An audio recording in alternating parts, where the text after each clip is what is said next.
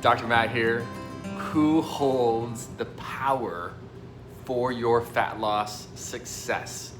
Have you asked yourself that question before? I know you know the answer. You have the power. You create the opportunity.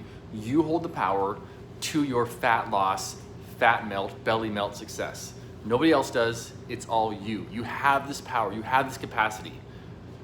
Problem is, sometimes we don't take that. Sometimes we give it up. So it's time to take it back. You know, fat loss, fat metabolism, it's not just gonna happen. Optimal body composition is not just gonna happen. You know, the thing is, nobody in the manufacturing industry of food, nobody in the diet industry, nobody wants you to succeed at this.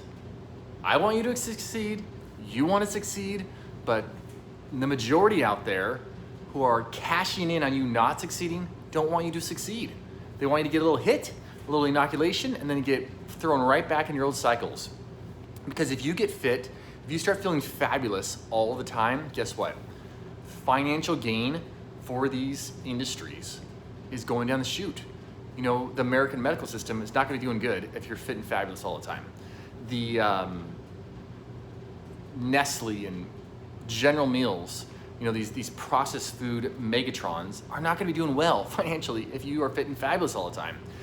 If you're burning fat on a regular basis, you know, the thousands of different dietary programs out there are not gonna be doing so well. If you take control, you take the power, you put it in your hands, you say, you know what, I'm gonna create the opportunity for me to succeed long-term, not just for a little kick in the pants and then go back to my old ways, but I'm gonna make the opportunity, I'm gonna create the opportunity for success. I mean, think about it. What happens to these billion-dollar companies if you stop buying the 30+ thousand products that are sitting in the middle aisles of these grocery stores? And what happens? If everybody stops buying these, or even 10% of the population stops buying this junk, and you know, we stick to whole, real, living food, you know what? I know, and every food manufacturer knows, that fresh produce, meat, whole sprouted grains, beans, lentils, nuts, seeds, those are low margin foods. You know, they have a short shelf life. They decrease cravings. You can't eat them. You know, there's so much volume to them. There's so much water and fiber and nutritional value in them. You know, they actually make you healthier. People are more food confident. You know, there's decreased need for medical interventions and the pandemic, which is chronic disease. We all know this. That is why they're ushering millions and billions of dollars into marketing campaigns to make sure you keep going back to this stuff. Because if they don't, guess what? You're gonna start getting satisfied on the good stuff. And you get satisfied on the good stuff, fat's just gonna be melting off your body. You're gonna stay after it, these cravings are gonna go away, and you're gonna be in charge of food. The deal is, though, knowing is not enough. If we just knew this, we all know this already. Like, we all have some understanding of this, you know, but we have this knowledge potentially with a lack of understanding, I guess. But it's time for us to gain understanding that our life quality is massively impacted at every angle, on all sides, relationally, financially, physically, by the quality of food we are putting in our body. Not necessarily the quantity, but the quality of food. You know, you cannot get fat.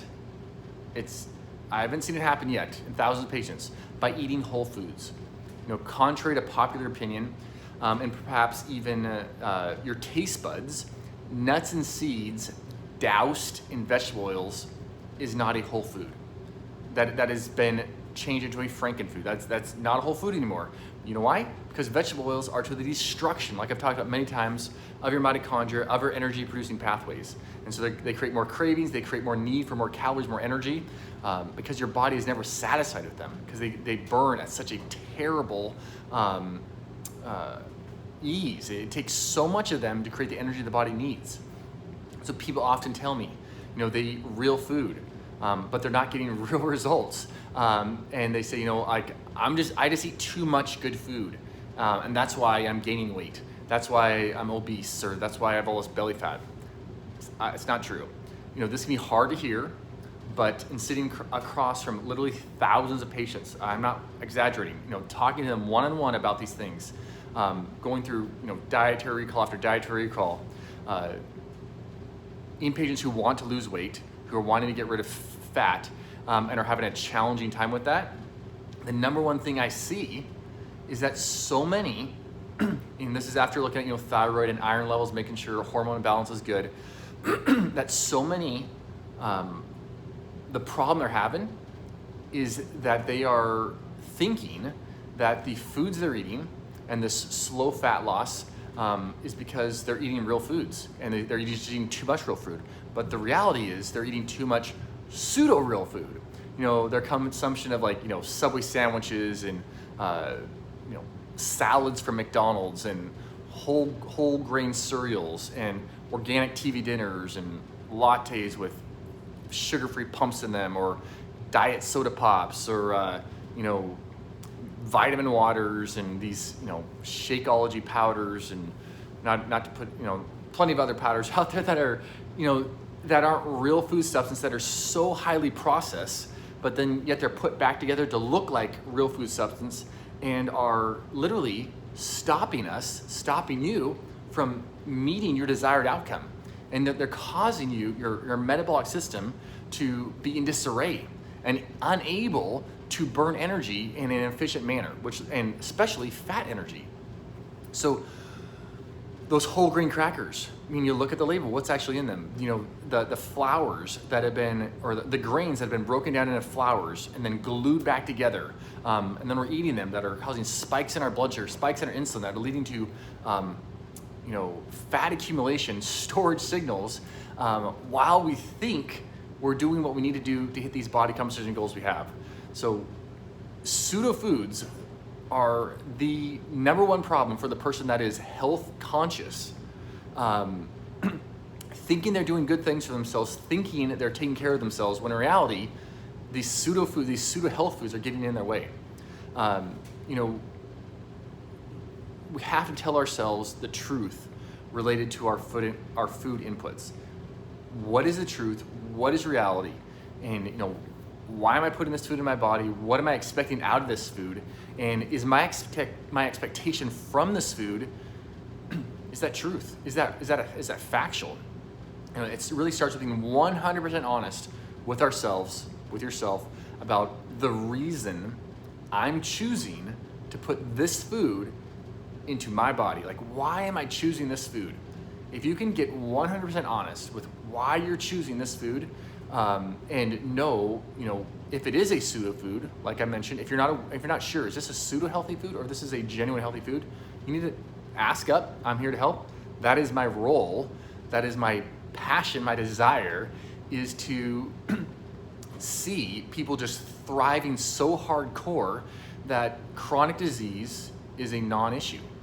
All these chronic diseases that can be bypassed by taking care of ourselves on a daily basis, if we could get rid of all those, if we could overcome our habits, our routines, our you know, craving nature that's putting us in this position to go after these food substances, we would be so stinking confident with what's coming against us from, you know, all the media hoopla, the virus stuff they talk about.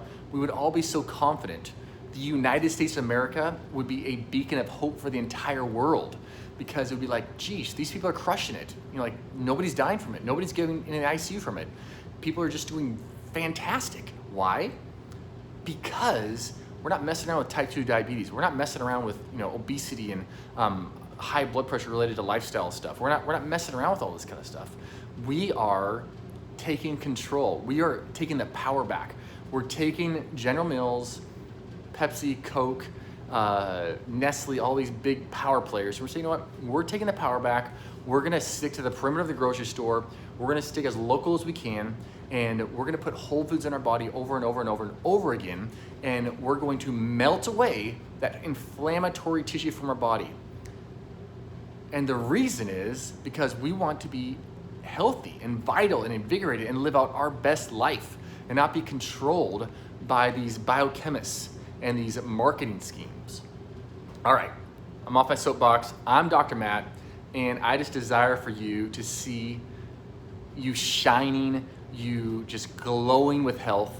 I know it's possible. I've seen too many patients experience it. I personally, in changing my dietary lifestyle, have experienced health that is way, way, way better.